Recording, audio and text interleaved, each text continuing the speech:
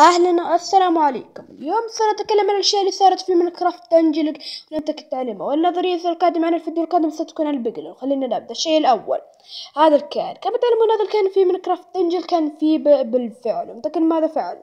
هذا الكائن أتى من آلة التطوير من الدايموند، صنع من هذا الشكل، وأيضا قرر أن يسيطر في العالم ويجعل العالم كالفساد وجعل كروين كالموتى، وأصلا يشبه الطاولة هذه لنصنع فيها أدوات ونطور فيها أغراضنا أشياء يعني.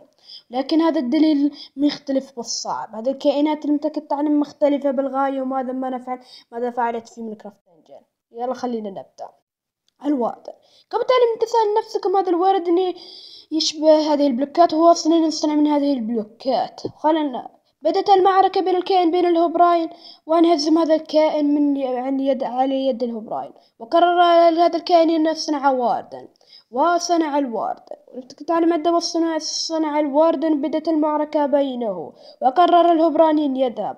بعد بدأت المعركة بين الواردن وهذا الكائن، انقلب على رأسه العقل ومات هذا الكائن. من قتل هذا الكائن؟ الجواب على هذا السؤال أمر سهل بالتأكيد، ستيف.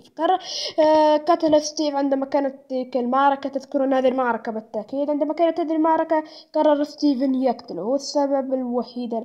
وموت بعض القرويين، وقرر ستيفن يحيي القرويين الموت. وفكر في فكرة عجيبة.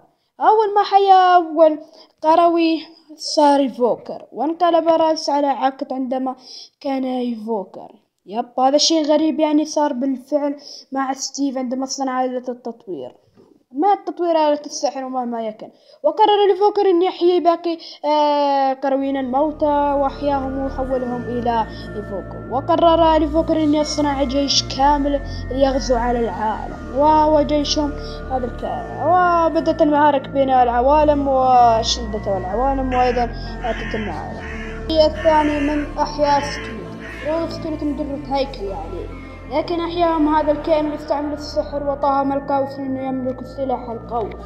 كذا يكون عرفنا من أحيا بعض الكائنات. لكن تعلم باقي الكائنات هي انصنعت. لماذا سكيلتون يكون قصير وكذا يعني؟ ولماذا سكيلتون الهيكل العظمي لا يستطيع الحركة أيضا؟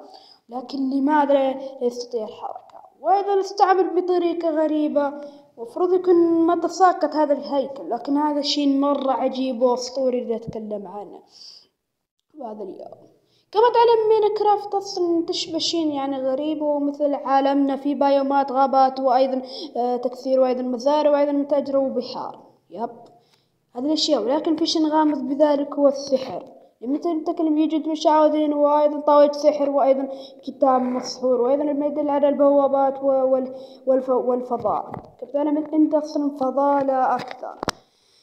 كذا يكون جوابا عن بعض الأسئلة أشياء يعني. كما تعلم سكيلتون لا نعلم هو أصلا أتى من السحر، ولا نعلم من أين أتى يعني ما السحر يعني.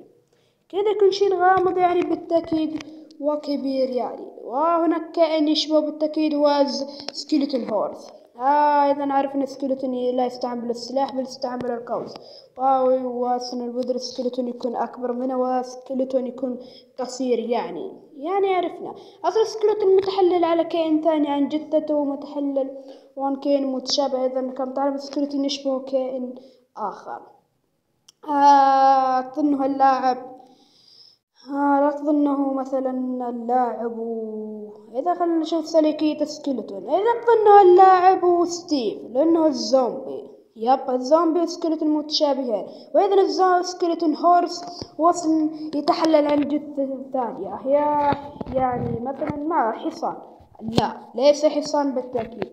وتحلل عن هذا الكائن اللي يدعو بالزومبي هورس. هذا الحصان اللي يدعو بالزومبي هورس أصلا ما تستطيع إلا في الأوامر أو بالبيضاء وهذا أمر له يعني كما تشاهدون له يعني كذا يكون عرفنا أن سكيلتون يستعمل القوس. وهذا أصلا كائن الجمبري يدعو بالنولجر يستعمل. لكن شيء غريب بذلك، ما الكائنات اللي تستعمل السحر؟ هذه الكائنات. جوابنا على الأسئلة. إن يعجبك المقطع النظرية القادمة ستكون عن البقلن. ومع السلامة. من يعجبك المقطع.